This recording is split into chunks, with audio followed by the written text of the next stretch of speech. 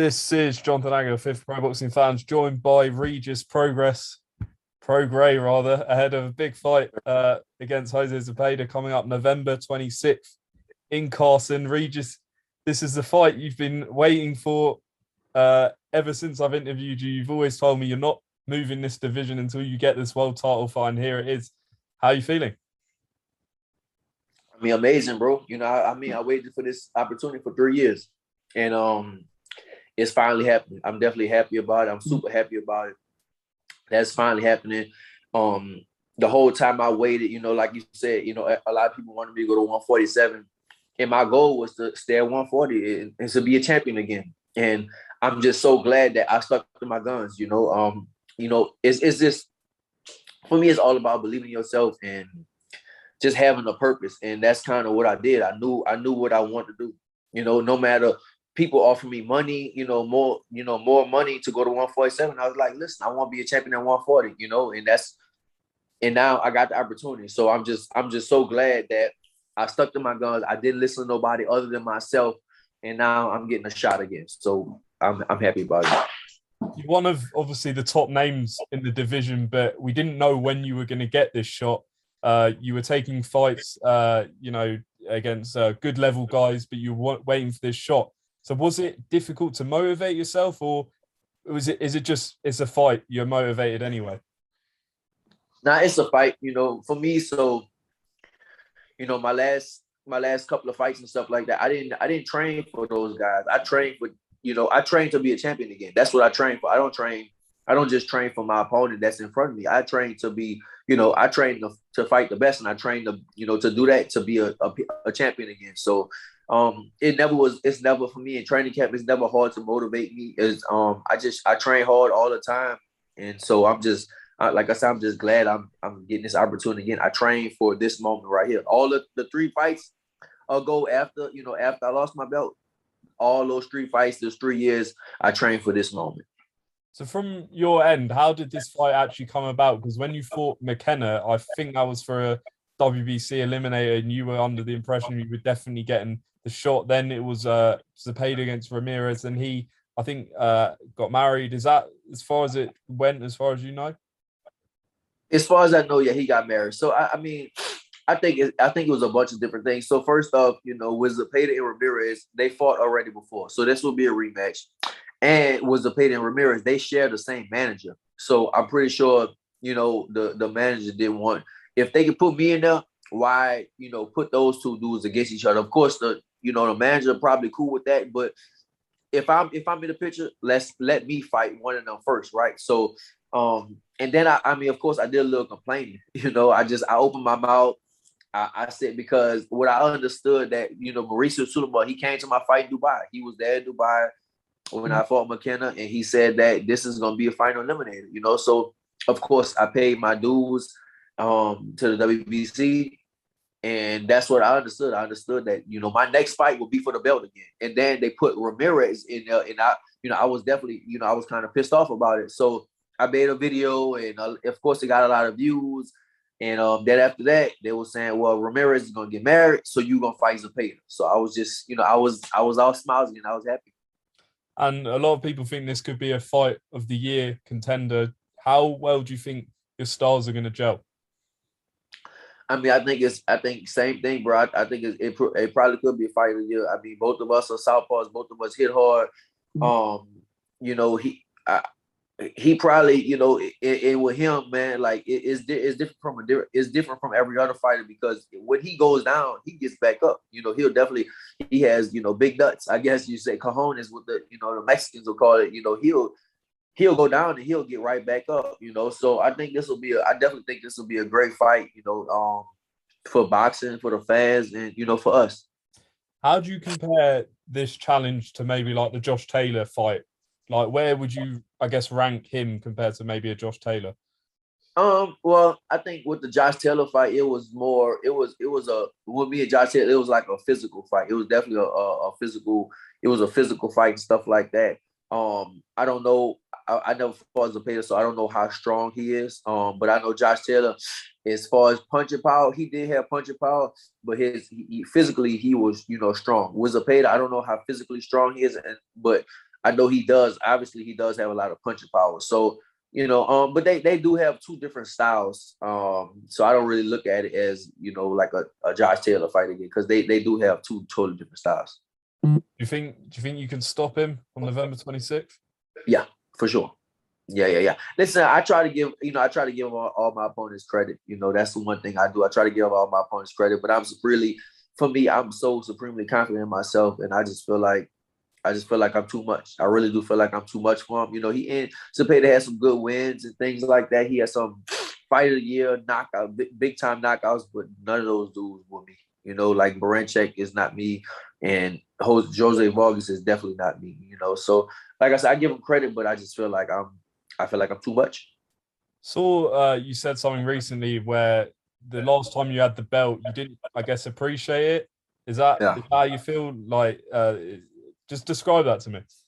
Well, it was like when I became a world champion, it was just like I didn't care about it. It was just something like I did. Like most people, they start boxing, at early ages, and the first thing, yeah, of course, the dream is to become a world champion. And then when I became a world champion, it was just like it was easy. Like the fight was, I fought Career Relic, and the fight was real easy. He hit me one flush time, and that was after the bell, and I totally dominated. So I just didn't, and I didn't know how to live like a champion, man. I was like I was rich. I talked to Jamal about the Charlo, and he had the same thing. He told me, he was like, man, I was rich and I didn't know it. And for me, like back, I was rich and I didn't even know it. I didn't even know how to live like a champion. I was still like living regular. Like when after that fight, I've still got to like take care of my kids and do the same thing. Like, so it wasn't really for me, it just wasn't really a big deal at all. I kept my same lifestyle. I really wasn't worried about it, and I didn't cherish what I had. Like I was number one in the world. I was world champion, and I was number one in the world in my division. And I just didn't even like, it was just like, I didn't even care about it. It was just like, all right, that's all. So I didn't care about it. Obviously, this fight is right in front of you. It's a major fight. So obviously, I know you're not going to be looking ahead, but you've got to be excited in this division. I mean, it's quickly becoming one of the best divisions in boxing. Lopez has come up, Ryan Garcia's come up, Haney's going to come up at some point, Tank maybe. Like this division's crazy right now, isn't it? Yeah, it definitely is. For me, it's Zepeda. That's all I'm focused on.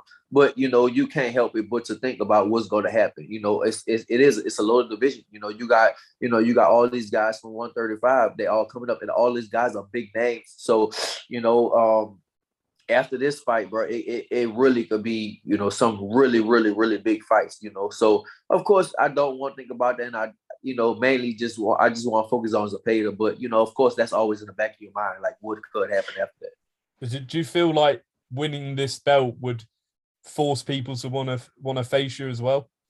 They'll have to. They'll have to, WBC belt, so I'll have the WBC belt at 140. So it's like, what else? You'll have to fight me, like eventually you'll have to fight. You'll have to say, if they don't have to fight me, they'll definitely have to say my name, because I'll be a champion. I'll be a two-time champion. I'll have the WBC belt. So it would definitely force people to fight me for sure.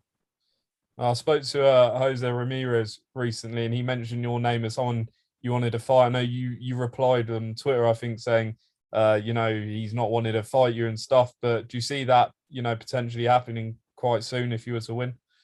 Maybe so. I think he's next in line. But it's like, bro, like it's kind of like the situation with the Errol Spence and the Keith Thurman. When Keith Thurman was champion, he never wanted to give Errol Spence a shot, right? So now Errol Spence is champion, like he wants to fight Errol Spence. So, for me, with Ramirez, when he was champion, when he was champion, I was right in the line. They made me the, what's that? I was interim champion, right? When he was the regular champion, they made me the interim champion. And so me and him was supposed to fight, and we never fought. Me and him never fought. So it's like now all of a sudden you want to fight me so bad. But like what happened 4 or 5 years ago, me and him was supposed to fight a long time ago, So it just kind of, just the roles reversed. That's all. And it's just kind of funny how, how things start to play out now. And Mike Coppin just reported, I think yesterday, that Josh Taylor and Jack Catterall probably going to fight February. What do you think of the Okay. rematch at the moment? I mean, I think it's gonna be. I definitely think it's gonna be a good fight. Catterall definitely won the first fight for sure. He definitely won the first fight. But this time I feel like Josh Taylor, he's gonna make adjustments. He's gonna make a lot of adjustments. He really, I mean, from what I don't know Josh Taylor too much personally, but from what I understand about him, he really, he wants to shut the people up. A lot of people say he lost the fight, so he wants to shut the people up and he wants to dominate Jack Catterall. Now, is Jack Catterall let that happen? I mean, I don't know, but I I think it might be just another close fight, but Josh Taylor, he might edge it out. From like a business standpoint, what would be the bigger fight for you in terms of like if one person was to win, what's the bigger fight? Because if Josh wins, you would probably expect him to move up. I haven't spoken to him recently, so I don't know what his plans are, but then the belt would then become vacant. If Jack wins, then I guess it could be a unification. What would make more sense for your career? For me, I always want Josh Taylor again. That's something I just want. It's just some personal stuff you want, and I think that could be a bigger fight. I mean, people definitely know Jack Catterall, but it with me becoming a two-time champion and Josh Taylor being and him having a belt. If me and him fight for another unification, that'll be huge. I think that'll be a really big fight. I think me and Catterall could definitely do numbers, but as far as it won't do numbers like me and Josh Taylor. I think me and Josh Taylor can really do some big numbers if we fight again, especially fight. Fight is like history between us. We fought 3 years ago. Now we gonna fight again for unified again. He'll be a champion. I'll be a champion, and doing that all over again. So I think that I mean, it could really build up into a real big fight. And just two more before we close off. We saw Wilder win the other night. What do you think of potential fight with him and Anthony Joshua? I think Wilder said he'd fight him the other day. What do you think about that fight? Did you pause? Shit, it paused. Oh, yeah. It paused just now. You got to say it again. Yeah. So we obviously saw Wilder win on Saturday. What would you think of a fight between him and Joshua? I definitely want to see that fight. I mean, that fight been brewing for so long too. Same thing, it been brewing for a long time. And that fight needs to happen. I really think it'll be a mega fight, even though they both got losses and stuff like. It's still. I mean, it doesn't matter, man. People want to see. It's a fight that people want to see. People been wanting to see it a long time, even when they wasn't champions. So when they was champions. So now I think a lot of people still want to see that fight. Could you call it? I got Andy Joshua. I'm sorry. I got Deontay Wilder. I'm sorry. Let's take it back. Yeah. I got Deontay Wilder. Yeah, I got Deontay. Yeah, listen, man. Deontay Wilder. I mean, listen, I studied boxing, man. Deontay Wilder is definitely one of the most explosive, probably maybe one of the hardest hitting heavyweights, maybe the hardest hitting heavyweights in the history of boxing. I mean, Deontay Wilder just, he did. I mean, the last fight, the dude, Hellenius, bro, he looked like he slapped that dude and the dude was out. It looked like he didn't even hit him with a full punch. It looked like he hit him like this. And then he put him to sleep. It's like Deontay Wilder God just really blessed him with just a tremendous power. So, yeah, man, I got Deontay Wilder if he fight Andy Joshua. And just finally, I haven't spoken to you in a while, but I remember seeing you were training with one of your heroes, Roberto Duran. Talk to me about that. How did that come about? And that's like I mean, I still look at that video, and that's like a that was like a dream doing that, man. We was in New Orleans, and his people reached out to me, and we at first we were supposed to go to the swamp and do some alligator stuff out there, but then the swamp people was acting like some assholes or whatever. So we end up doing that. So what we end up meeting at a restaurant. We ate. He told, we talked and told stories, and then after that we went to the boxing gym, and he showed me some stuff. And then after that, later that night, I was hanging with his kids and stuff like that. I was hanging with his son and his daughter, his two sons and his daughter on Bourbon Street. So I mean, that's just a surreal experience, bro. Like, and one of the things that really amazed me was that Duran, he had a hip surgery. He needed hip surgery at the time, so he was kind of walking funny. like, and Duran's older, so he's like an old man, right? So he was walking funny and stuff like that. But then we went to the boxing gym and he got in the stands, and it was just like he wasn't the old man no more. It was just like he was Duran. He was like he was really the Roberto Duran. He was just showing me things. His reflexes are still there. Of course, he can't move like that, but his reflexes are still there.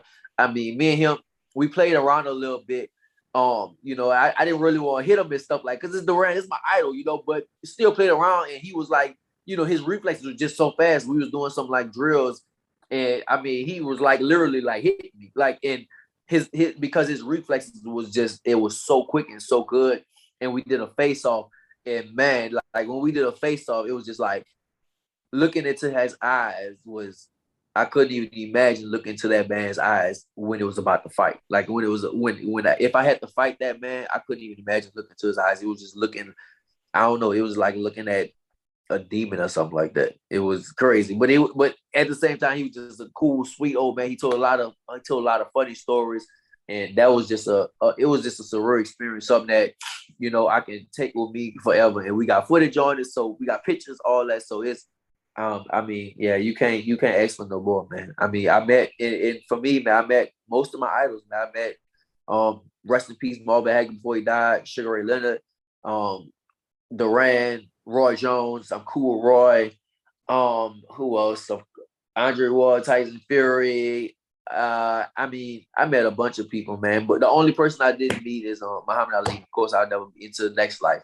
And the last person I met was my favorite fighter of all time, was Mike Tyson. That was the last person I met. I was at a party with him, and yeah, just meeting Tyson was like, damn, like this is like my favorite fighter of all time. So all that's just surreal experiences, is something I'll take with me forever.